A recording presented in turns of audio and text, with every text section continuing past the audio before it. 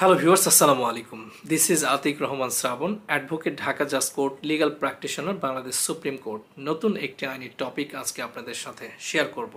আজকের আইনি টপিক হচ্ছে তালাক বাতিল কিভাবে করতে হয়, তালাক বাতিল করতে কোনো মামলা মোকদ্দমার মাধ্যমে করা যায় কিনা। দেখেন, একটা পরিপূর্ণ তালাক বাতিল করাটা কিন্তু খুবই কঠিন। আপনি ধরে নেন একজনকে তালাক দিলেন, অর্থাৎ আপনার স্ত্রীকে আপনি তালাক দিলেন, তালাকের নোটিশ যথাযথভাবে দুপক্ষের নিকটে পাঠিয়েছেন, কোনো ভুলভ্রান্তি নেই। আবার আপনি একজন স্ত্রী, আপনি আপনার স্বামীকে তালাক প্রদান করলেন, তালাকের নোটিশ যথাযথভাবে দুপক্ষের নিকটে পাঠিয়েছেন, অর্থাৎ স্বামীর নিকটে পাঠিয়েছেন এবং স্বামী যে এলাকায় বসবাস করে সেই এলাকার চেয়ারম্যান অথবা সালিসি পরিষদ কর্মকর্তা মহোদয়ের নিকটে একেবারে পরিপূর্ণরূপে যথার্থভাবে পাঠিয়েছেন, নির্ভুল। যদি এইরকম কিছু হয় সেক্ষেত্রে তালাক বাতিল চাওয়াটা খুবই দুষ্কর, খুবই দুষ্কর।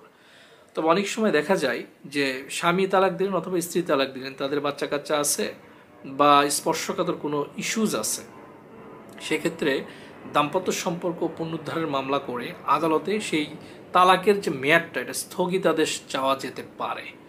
আদালত যদি আপনার বক্তব্য শুনে যদি মনে করে যে না, এটা স্থগিত রাখা দরকার, সেক্ষেত্রে উনি তালাকের মেয়াদটা স্থগিত রাখতে পারে। ক্লিয়ার? আবারও বলছি, যদি বাচ্চা কাচ্চা থাকে বা কোনো কারণে সঠিকভাবে নোটিশ জারি হয়নি বা অন্য কোনো রিজন যদি থাকে, যদি আপনি আদালতের কাছে উপস্থাপন করতে পারেন যে এই কারণে এই তালাকের আদেশটা স্থগিত রাখা উচিত, এবং পরবর্তীতে মামলা নিষ্পত্তি হলে তারপরে আদালত যে সিদ্ধান্ত দেবে সেটা দুপক্ষ মেনে নেবে, সেক্ষেত্রে আদালত এটা কনসিডার করতে পারে। বাট এটা শিওরিটিতে বলার সুযোগ খুবই কম এবং স্থগিতাদেশ পাওয়াটা কিন্তু খুবই টাফ, খুবই রেয়ার কেস, খুবই রেয়ার কেস। তো এখন বিষয় হচ্ছে যে তালাক কোনোভাবে বাতিল করা যায় কিনা। কিছু ক্ষেত্রে তালাক বাতিল চাওয়া সম্ভব, সেটা যদি আপনি প্রমাণ করতে পারেন তাহলে সম্ভব। তালাক কিভাবে বাতিল চাওয়া যেতে পারে? আপনি তালাক বাতিলের জন্য দেওয়ানি আদালতে ঘোষণামূলক মামলা করতে হয়, ডিক্লারেশন স্যুট বলা হয় এটাকে, ঘোষণামূলক মোকদ্দমা। এটা আপনি কিভাবে করবেন? একটা তালাক আসলে অকার্যকর এবং বাতিল আপনি কি কারণে চাইবেন বা কি কারণে এটা চাওয়া সম্ভব। দেখেন, তালাক দিতে হলে আপনাকে 7-1 ধারা মতে তালাকের নোটিশ প্রেরণ করতে হবে মুসলিম পারিবারিক আইন অনুযায়ী। কিন্তু আমাদের এই বাংলাদেশে অধিকাংশ আইনজীবী যেটা করে থাকে যে ওনারা একটা হলফনামা রেডি করে সেটা স্বামী বা স্ত্রীর নিকটে পাঠিয়ে দেয়।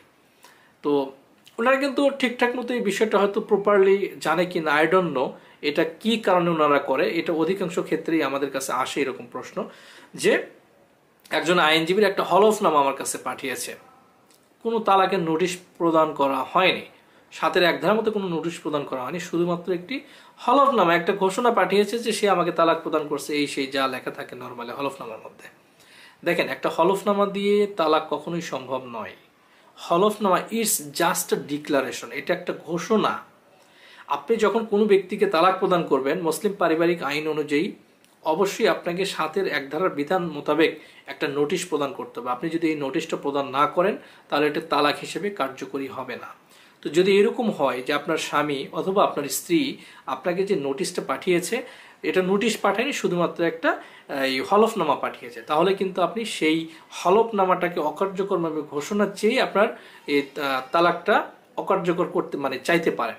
এবং যেহেতু উনি শুধুমাত্র আপনাকে একটা হলফনামা পাঠিয়েছে, বিজ্ঞ আদালত চাইলে এটা আমলে নিয়ে এই মামলাটা তালাকটা কিন্তু বাতিল করে দিতেই পারেন, যেহেতু এটা তালাক হয়নি, তালাকের পরিপূর্ণ যে ফরম্যাট সেটা মেনটেন করা হয়নি। এটা একটা বিষয়। 2 নম্বর বিষয় হচ্ছে যে তালাকের নোটিশটা আপনার কাছে পাঠায়নি। লাইক অ্যাজ ধরে নেন যে কাবিনে যে উল্লেখিত ঠিকানা সেই ঠিকানায় তালাকের কোনো নোটিশ পাঠানো হয়নি, আপনি বর্তমানে যে জায়গায় থাকেন সেখানেও পাঠানো হয়নি, আপনি পূর্বে কোনো একটা অস্থায়ী ঠিকানায় থাকতেন, এটা তালাকের বিষয়টা যাতে আপনি জানতে না পারেন এই জন্য ওই জায়গাতে নোটিশ পাঠানো হয়েছে, এবং এটা 90 দিন পরে আপনাকে আপনার স্বামী জানাচ্ছে সে আপনাকে তালাক দিয়েছে, তালাক কার্যকর হওয়ার পরে। তখন আপনার করণীয়টা কি? যেহেতু আপনি নোটিশ পাননি, যেহেতু সঠিক ঠিকানায় পাঠানো হয়নি, তখন সেই তালাকটা বাতিল চেয়ে আপনি দেওয়ানি আদালতে কিন্তু এই তালাক ঘোষণামূলক একটা মোকদ্দমা, তালাক বাতিল চেয়ে ঘোষণামূলক মোকদ্দমা আপনি করতে পারেন, এবং এটা যদি আপনি প্রমাণ করতে পারেন তাহলে অবশ্যই আপনার পক্ষে ডিসিশন আসতে পারে। সো তালাক এই যদি ত্রুটি থাকে, অর্থাৎ ডিভোর্স নোটিশে অথবা ডিভোর্সের পেপারসে যদি কোনো ত্রুটি থাকে, এই ত্রুটিকে কারণ দেখিয়ে আপনি তালাক বাতিলের জন্য দেওয়ানি আদালতে ঘোষণামূলক মোকদ্দমা করতে পারেন। এখন এটা সিওরিটি দিয়ে বলা যাবে না যে এটা বাতিল হবে, এটা সম্পূর্ণরূপে বিচারাধীন বিষয়গুলো, এটা ডিপেন্ড করে বিজ্ঞ আদালতের উপরে।